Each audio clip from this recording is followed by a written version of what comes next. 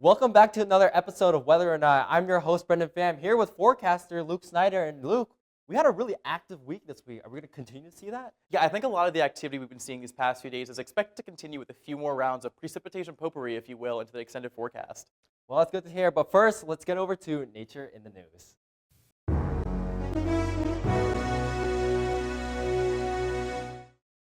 For decades, scientists have been trying to better understand the relationship between Earth and its inner core. But new research shows that the answer is right under our feet. Earth's inner core rotates at a different speed than the rest of the Earth. It is what protects the magnetic field of Earth and even impacts the length of our days. New research shows, however, that Earth's inner core rotation isn't the only thing that's different, but also its shape. The inner core is comprised mainly of iron, but the outermost area has a temperature that is the melting point for iron. Thus, the core shape can fluctuate with a more liquid outer shell. While this shape changing isn't expected to have a large impact on Earth, one question remains.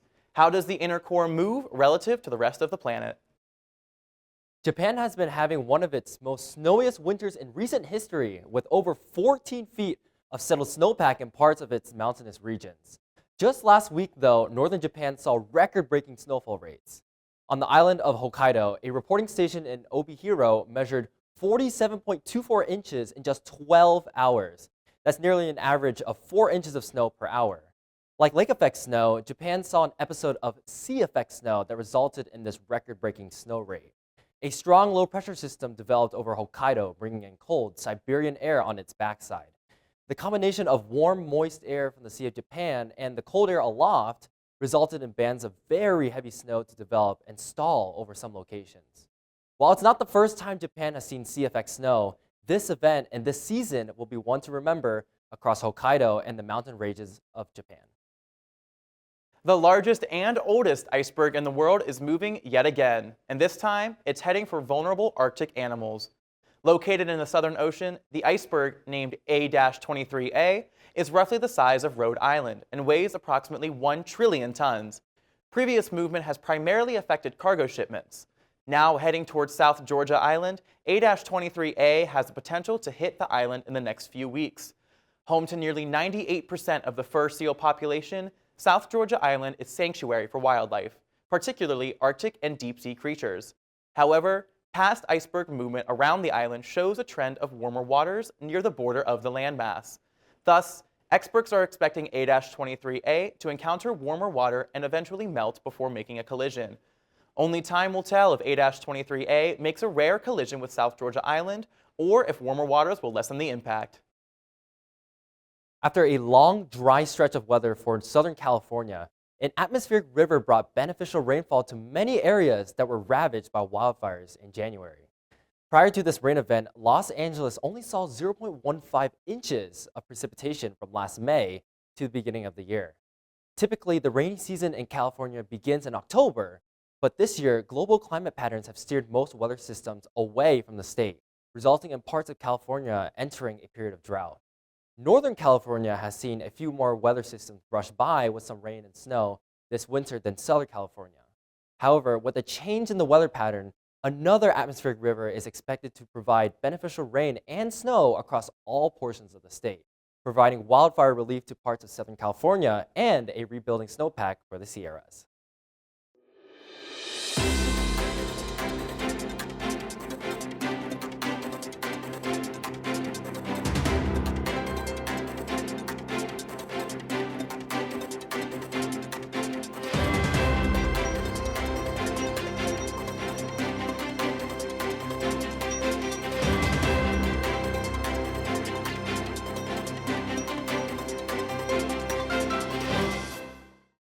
We're going to be seeing a bit of that calm before the storm as another round of wintry mess precipitation begins to make its way through the northeastern portion of the lower 48. Starting off on this weekend for Friday, we're going to be seeing high pressure slowly begin to reside over much of the central Midwest portion heading into this weekend, but we do see some lake effect snow showers beginning to affect west of the Appalachians for Pennsylvania and slowly beginning to move its way into the central portion of New York as well. Accumulations for New York are expected around 3 to 5 inches, with some areas locally seeing higher accumulations and only about 1 to 2 inches of that flurry snow moving through for western Pennsylvania as well. But easterly of the system, central Pennsylvania and eastern Pennsylvania, we're seeing some drier conditions ahead of this high pressure system. But as we move further west behind this high pressure, we do see that kind of ominous snow body sitting over much of the Midwest as of right now. And that's going to continue to make its way through as we continue through the rest of the weekend into Saturday. We see this warm front making its way through much of the central northeastern portion. And that's going to be a really clear divide for much of that solid and liquid precipitation that we're going to be seeing this weekend. North of I-80 and into the rest of the New England area is going to be seeing some pretty solid snow accumulations for much of their day on Saturday, and southern portions of Pennsylvania into the mid-Atlantic as well, and sort of that deep south as well, is going to be seeing that more liquid rain precipitation as well. And over here into the Great Lakes region, they're going to be seeing continued snowfall accumulations for much of the weekend on Saturday as well. Now, to close off into Sunday, we're going to be seeing this warm front continue to make its way east, heading more directly into the Pennsylvania region as well. And that's going to be a very kind of large area of this liquid rain precipitation for much of the New England area, Pennsylvania, and even as far into the mid-Atlantic and deep south. This low pressure system is going to be bringing along a cold front right behind it through the Midwest, bringing behind it some snow and more solid precipitation. Now, we do have these winds moving in at that counterclockwise rotation area, bringing in some more of that cooler air mass aloft from the northern portions in the Great Lakes and Canadian region as well, causing for some of those back-end winds to be producing more solid snow precipitation as we close off that system at the end of the weekend on Sunday. But now, looking at temperatures, we're going to be seeing a bit more of a variation here. Starting off with a high of 30 this weekend for Friday with some calm conditions, mostly cloudy skies as well. Some peaks of sun are expected throughout much of the day on Friday, but as we continue through the rest of the night at 22 degrees for our low on Friday evening, we are going to be seeing that last bit of quiet before that big wintry mess storm begins to make its way on through. Mostly overcast skies, a few chances for that moonlight to shine on through later on Friday evening, but as we continue through the rest of the weekend into Saturday, a high of 34 with that precipitation really coming in at full swing. Starting off with snow and then slowly transitioning into that bit of a wintry mix as temperatures sit right around that freezing threshold, and that's going to continue to reign true for much of the day on Saturday evening as well, with a low of around 31 degrees later on that evening. That wintry mess continues to make its way through Pennsylvania, but that will change slowly into more liquid precipitation on Sunday as temperatures spike all the way up into the lower 40s at around 42 degrees for our Sunday high, with mostly rainy conditions expected for much of State College, but that precipitation will slowly begin to waver off as we close off the rest of the weekend Sunday evening. But up next, we have a feature from Caitlyn Bell on February's Climatology. February is one of the shortest months of the year. However, it brings both winter's harshest extremes and early hints of spring. From major snowstorms to the occasional warm spell, February has a wide range of dynamic weather. We'll explore February's climatology and what makes it so unique. February often is marked as the transitional period between winter weather and approaching spring. This can result in unpredictable weather patterns, including snowstorms, ice storms, and even occasional tornadoes in the south.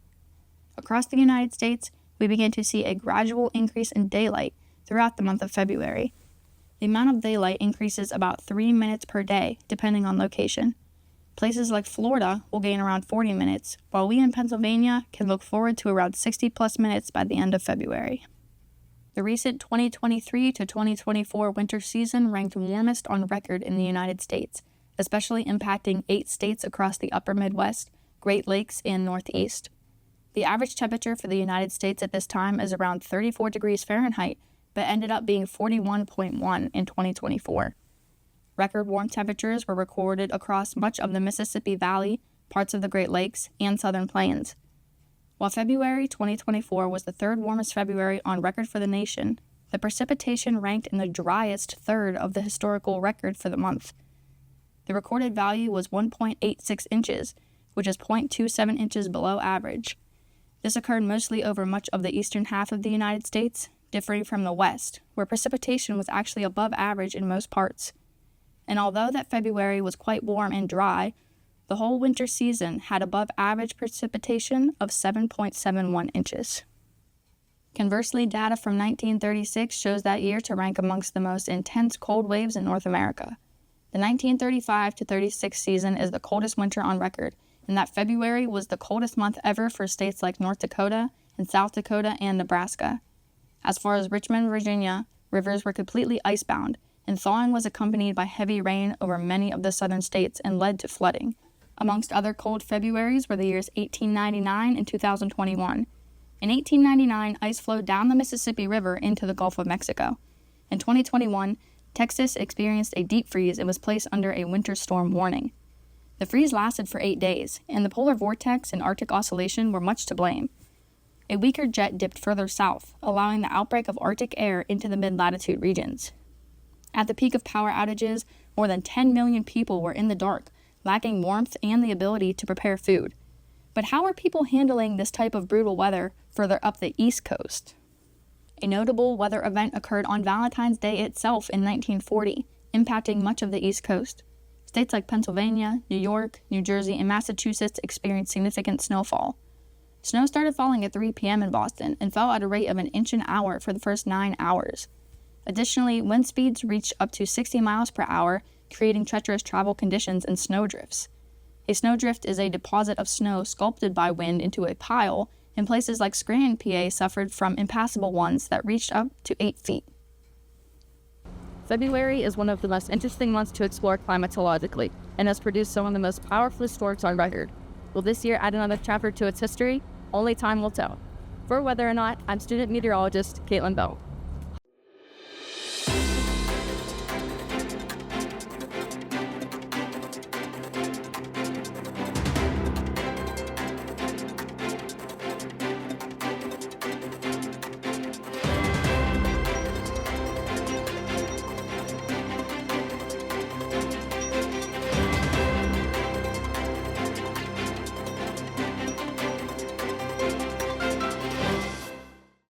Warm conditions are expected to persist throughout much of the weekend, but that is going to quickly subside as we head into our extended forecast. But first, taking a look at our weekend recap. Starting off the weekend on Friday, a high of around 30 degrees with that calm before the chaos. We're going to be seeing pretty overcast conditions for much of the day on Friday, some peaks of sunlight throughout much of the day, and a few peaks of moonlight later on that evening as cloud coverage slowly begins to increase throughout much of the day. Heading into Friday evening, low of around 22 degrees, reaching around that average threshold as well. But as we continue overnight into Saturday, temperatures will be sitting around that freezing area for much of the day. That low pressure system will slowly begin to make its way into the region on Saturday, bringing with it a big spout of precipitation as well. Starting off cooler in the morning with more snow and solid precipitation, temperatures will slowly begin to climb above freezing at around 34 degrees for our high on Saturday, causing a bit more of that wintry mess. Precipitation will be ranging anywhere from snow to sleet, freezing rain, and even liquid rain throughout much of the day on Saturday. And as temperatures continue to stay stagnantly around freezing, they only dip to around a low of 31 degrees for Saturday evening. However, as we continue overnight into Sunday, temperatures really do begin to take a toll and start hiking into above average territory. High of around 42 degrees on Sunday, causing much of that precipitation throughout the entire day of Sunday to be more of that liquid rain accumulation throughout the day. However, temperatures do take a drastic fall into the teens as our low of only 18 degrees is expected for Sunday evening to close off that system, with some of those back-end winds coming in from the north associated with that low pressure that are really going to be driving in some more of that solid precipitation to close off the weekend. Now, as we continue into the rest of our week and the extended forecast, that trend of chilled to the bone temperatures is really going to be expected for much of the day as well. Temperatures are going to be sitting pretty comfortably at around 10 to 15 degrees below average for this time of year. We typically see temperatures in the mid to upper 30s for February around this time, but they're going to be sitting more so comfortably in the 20s for the week ahead. So Monday, high in the lower 20s with mostly cloudy conditions expected, and that cloud coverage is going to be slowly decreasing throughout the week into Tuesday, with more sun shining its way through on Tuesday as temperatures slowly begin to increase a few degrees as well.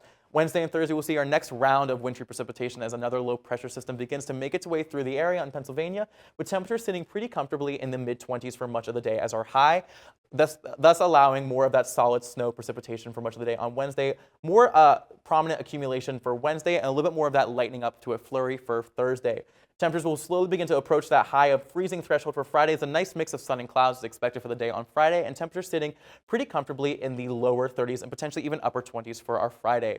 Up next, we have our weekly Weather Whiz quiz question.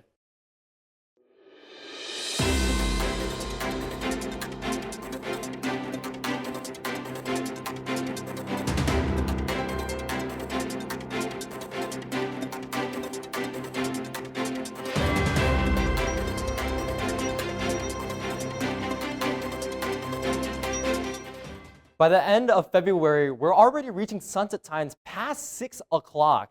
And so, Luke, does that mean we're going to see more rain chances versus snow because we have more daylight? I think it is definitely one probable cause for some of these more liquid precipitation storms moving through, but I also think it's to be kind of due to some of that warming activity we see in February's climatology as well. Yeah, February is a month where we start to really ramp up our highs and lows for the winter as we head into spring. That's all we have for Weather or Not. Be sure to tune in next week for our next episode.